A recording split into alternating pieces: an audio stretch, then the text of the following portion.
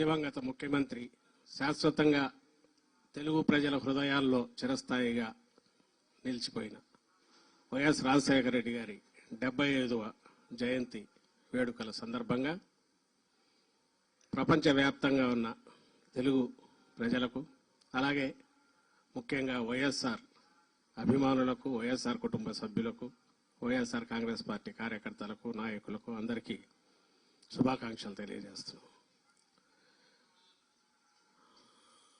ఆయన చనిపోయి 15 ఏళ్ళు అవుతోంది.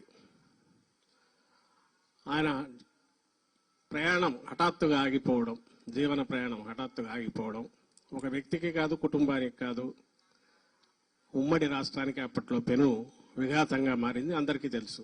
ఆ తర్వాత జరిగిన పరిణామాలు ఆయనే ఉంటే అనుకునే రకంగా, ఒక వైఎస్ఆర్ ఉంటే అనుకునే రకంగా ఎట్ల చోటు చేసుకున్నాయో ఈ చరిత్ర, సమకాలీన చరిత్ర మనం ప్రత్యక్షంగా చూశాం.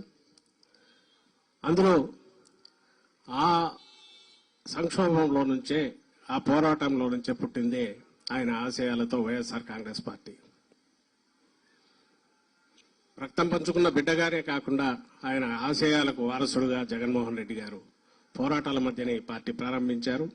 ఆ రోజు నుంచి ఆయనతో అడుగులు అడుగు వేసిన వేల మంది, లక్షల మంది అయ్యారు. కోట్ల మందికి ఆశాదీపంగా రాజశేఖర రెడ్డి గారిని మించి మరో 10 అడుగులు ముందుకు వేసే బిడ్డగా ఆయన నిజమైన రాజకీయ వారసుడుగా జగన్మోహన్ రెడ్డి గారు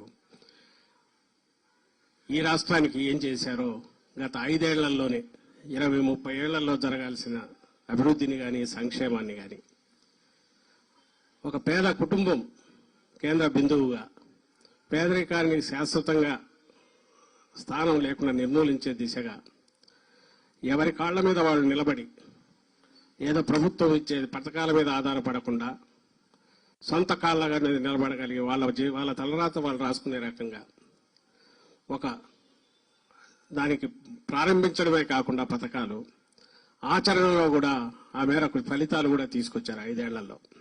ఇది 5 ఏళ్లలో మనం చూసాం. మన కళ్ళ ముందే జరిగింది. అది జరిగింది. 5 ఏళ్ల తర్వాత మళ్ళీ ప్రజల ముందుకు వెళ్ళాం. ఇదిగో ఇంత చేశాం, మీ ఇంట్లో మంచి జరిగి ఉంటే మీరంతా ఓటు వేయండి అన్నాం. ఫలితాలేమో వేరే రకంగా వచ్చాయి.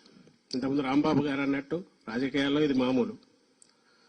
కానీ ప్రజల పక్షాన్ని నిలబడిన పార్టీగా, ప్రజలకు ఏ కష్టం వచ్చినా కూడా పక్కన ఉండే వాళ్ళలో మమేకమై నిలబడే పార్టీగా మన ప్రయాణం అనంతం. అది ఆగిపోదు.